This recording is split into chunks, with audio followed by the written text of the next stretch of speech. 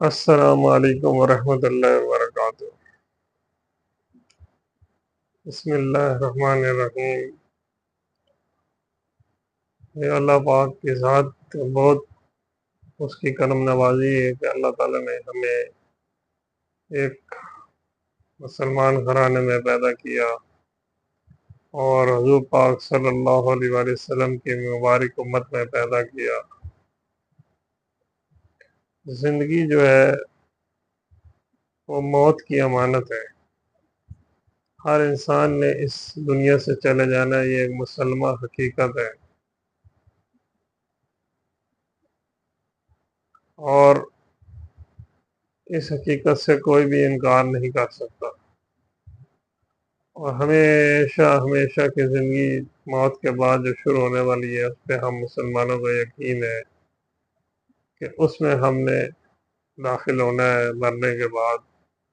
تو اس میں آپ صلی اللہ علیہ وسلم کی حدیث مبارکہ کا مفہوم ہے، اللہ کمی بیشی معاف فرمائے، کہ عقل مند شخص وہ ہے جو مرنے سے پہلے مرنے کی تیاری کر لے۔ تو اللہ تعالیٰ نے ہمیں جو یہ زندگی عطا فرمائی ہے، اس کی ہم قدر و قیمت کریں، اپنے ایک ایک لمحے کو قیمتی جانیں،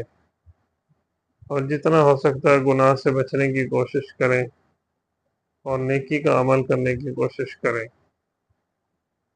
کیونکہ ہر چیز عارضی ہے۔ یہاں کی دولت عارضی ہے، یہاں کی عزت عارضی ہے، یہاں کی شہرت عارضی ہے، یہاں کی انسان جب اس دنیا سے جاتا ہے تو اس کے ہاتھ میں پہنی ہوئی گھڑی بھی اتار لیتے ہیں لوگ۔ تو انسان کی قدر و قیمت اسی میں ہے کہ وہ اللہ کی ذات کو پہچانے، اور اللہ نے جو اپنے احکامات اور حضور پاک صلی اللہ علیہ وسلم کے مبارک طریقے ہمیں عطا فرمائے ہیں، اور قرآن کریم جیسی عظیم الشان کتاب عطا فرمائی ہے،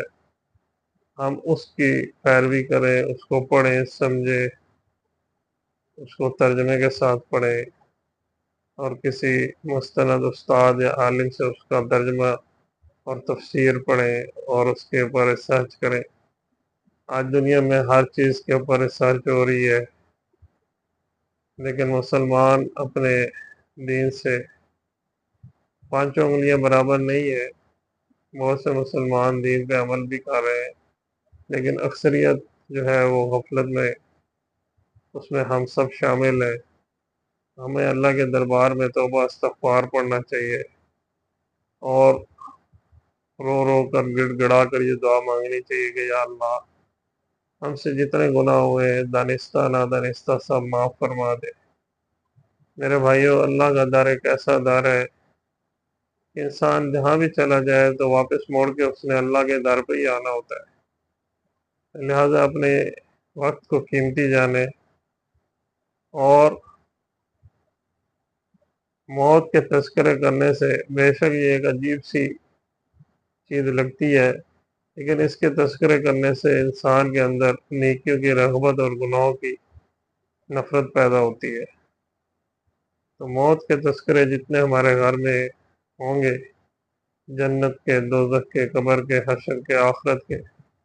اتنا ہمارے گھر میں دین پھلے گا، پھولے گا، بڑھے گا۔ اگر ان تذکروں سے ہم نے پردہ پوشی کی، یا انہیں اس کو ہم نے اس کو پس پشت ڈالا، تو ہم دین جیسی عظیم الشان کے ایک بہت بڑے حصے سے محروم ہو جائیں گے۔ تو اس وقت کو قیمتی جانے، اور کلمہ لا الہ الا اللہ محمد رسول اللہ جو اللہ نے ہمیں عطا فرمایا، اس کی قدر و قیمت کریں، اور مرنے سے پہلے مرنے کی تیاری کریں، نماز پڑھیں 5 وقت کی، اور کبیرہ گناہ سے بچنے کی کوشش کریں۔ اور گناہوں کی زندگی، اگر انسان سے گناہ ہو جائے تو انسان کا جو ہے توبہ کا دروازہ مرنے سے پہلے ہر وقت کے لیے کھلا ہے۔ انسان یا تو منہ سے کہہ دے یا اللہ میری توبہ، اور دل سے پکی نیت کرے، اور پھر توبہ کے بعد اس گناہ کو چھوڑنے کی نیت کرے، اور پھر اس کے ساتھ ساتھ دوبارہ اگر جو ہے بغیر ارادے کے غلطی سے کسی غلطی سے گناہ ہو بھی جائے تب بھی ندامت کے آنسو بہائے اور اللہ سے معافی مانگے، کیونکہ انسان خطا کار ہے، مجرم ہے، اور انسان جو ہے وہ کمزور ہے۔ لہذا اس گھڑی کو ہم قیمتی جانیں اور اپنی زندگی کو ہم خوبصورت سے خوبصورت اس طرح بنائیں کہ دین کو اپنے اندر داخل کریں اور اس کے اوپر محنت کریں۔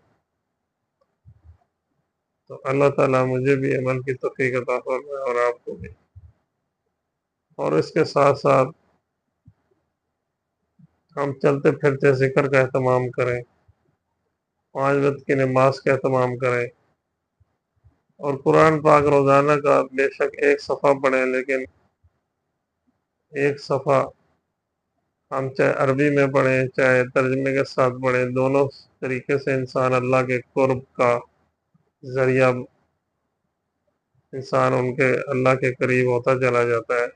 اور اللہ کا ایک تعلق اس کو ملتا ہے۔ لیکن یہ ہے کہ ہم قرآن پاک کو پڑھنے والے بنیں، صرف رسم و رواج تک ہمارا قرآن پاک کا استعمال نہ ہو، بلکہ ہم اس کو پڑھے بھی صحیح، سمجھے بھی صحیح، اس پہ عمل کریں، اس کو آگے پھیلائیں، خود بھی سیکھیں، دوسروں کو بھی سکھائیں۔ اللہ تعالیٰ مجھے بھی اور آپ کو بھی، ہم سب کو عمل کی توفیق نصیب فرمائے۔ جزاک اللہ، اللہ حافظ۔